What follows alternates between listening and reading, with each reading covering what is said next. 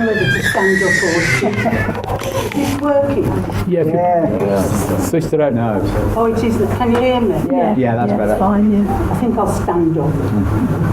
Sorry, I've got a gammy leg. But,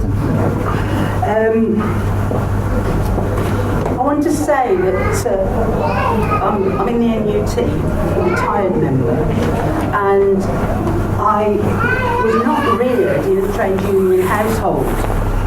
And if anything, my mother was anti-trade union. Her dad was in the union at the power station in Walsall, but he wouldn't, with one of 6 children. She passed the scholarship and he wouldn't let her go to grammar school because he said he couldn't afford to spend all that money on one of his 6 children, which was probably very misguided, but I don't think it was done out of malice. But to spite him when she left school, he got her a job. He got her a job in the co-op warehouse because he's a member of the co-op party.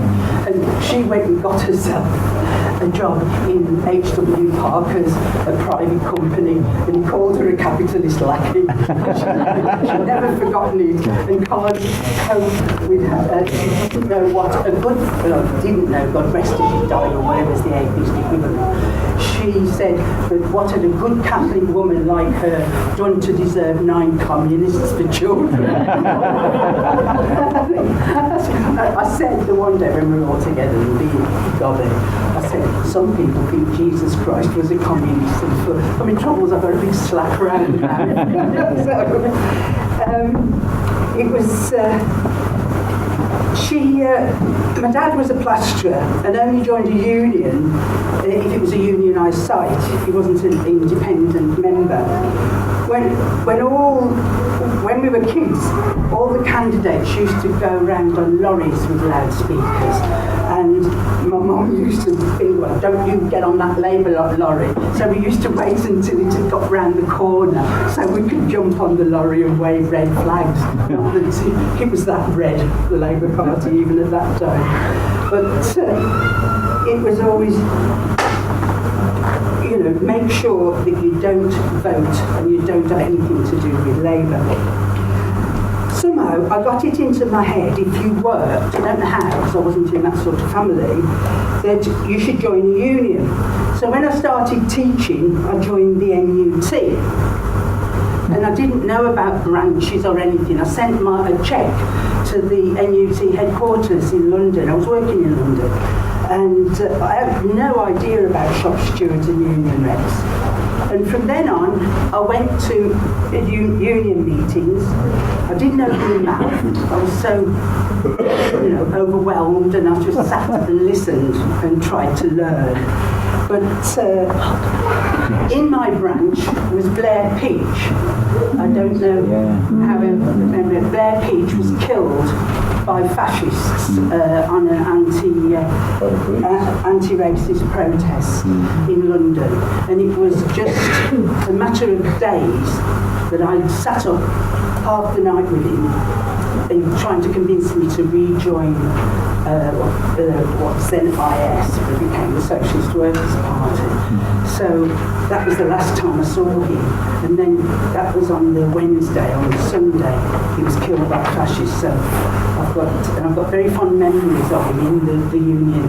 Not that I have in my mouth in London, which was part of my trade union education, should I say. And if any of you knew, I don't know whether any of you knew Blair, he used to stutter a lot when he was talking. But if he was giving a speech in a meeting like this or at the union, he never stuttered at all. No, it was a bit like my sort of Catholicism came to point. It's a miracle. But I think it was in 1972 when the NUT joined this Trades Council, and after a vote there were quite a lot of older women in the ladies' toilets crying, saying, oh, we'll be mixing with dustmen and builders, what have we done? And all this. And I couldn't believe it. But anyway, I was one of the first delegates from the NUT to the Birmingham Trades Council, and I've been there ever since. And when I first started, there were only 4 women delegates, but the hall was full old T&G hall up Broad Street, and there used to be at least 200 delegates at every meeting. You've got to remember that the place was Birmingham was packed with different unions there then. But I thought it was wonderful. I've just never experienced anything like it, and I used to sit, you can't believe it now, but I used to sit dumbstruck just listening to what all the people were saying. I was absolutely enthralled, and as I said, at that time there were at least 9, there might be more, but I was trying to count them last night. There were 9 Lucas factories. That was on top of Longbridge and the tractors and transmissions and so on. And when you think now, they're just not there. It's all gone. So, you know, where are people getting jobs? In pound shops and getting, you know, terrible young people and not getting the training and the apprentices that were available at that time when there was a strong and vibrant trade union movement in the city. But I want to talk about the Lucas Aerospace shop stewards. They came up with an alternative plan. I don't know whether people remember, the older ones I'm sure remember it. It was an alternative plan to use the plant that was already in the factories to create socially useful products. And that, if you look back, it was in, I can't remember what the date was, but it was headline papers in the news and everyone was saying what a wonderful thing. That lasted 2 days. And then they were the biggest rogues walking after that. But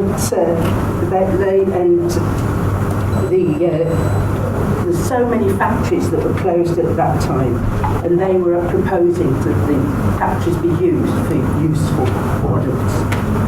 And I think I'm getting mixed up with my papers here. I think the powers that be realised that it was quite revolutionary, and you can't have ordinary workers make decisions about what they manufacture. Plebs can't do that, can they? I think for me it was one of the most exciting times that came out of our movement. The idea that was crushed within weeks. I remember exactly how many Lucas factories there were in Birmingham at the time.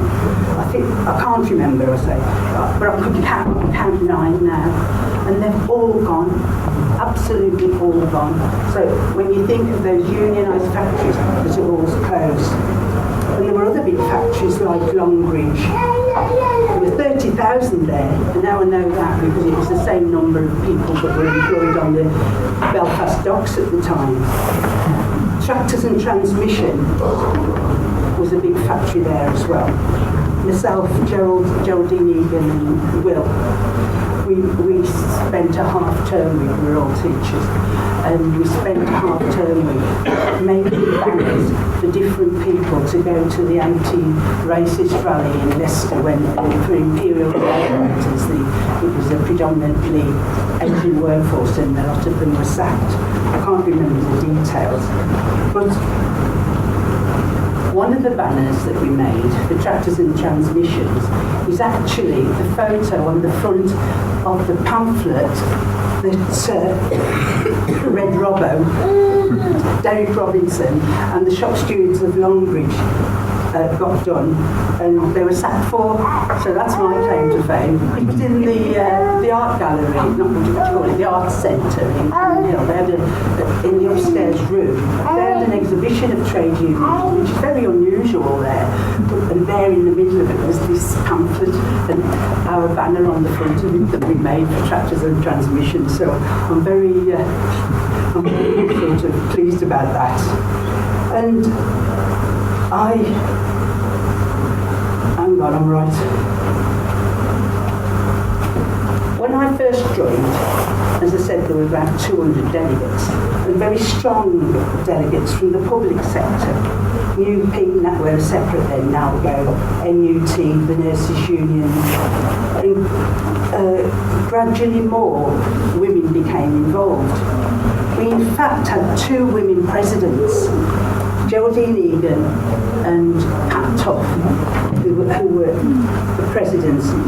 I was president for 3 years more recently, but when they were presidents, it was packed halls. I had to put up with, have we got a quorum?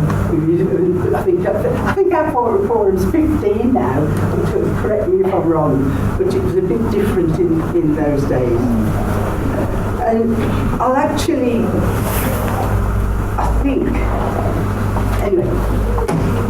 I'll finish by saying I'm very proud to have been part of Birmingham Trades Council.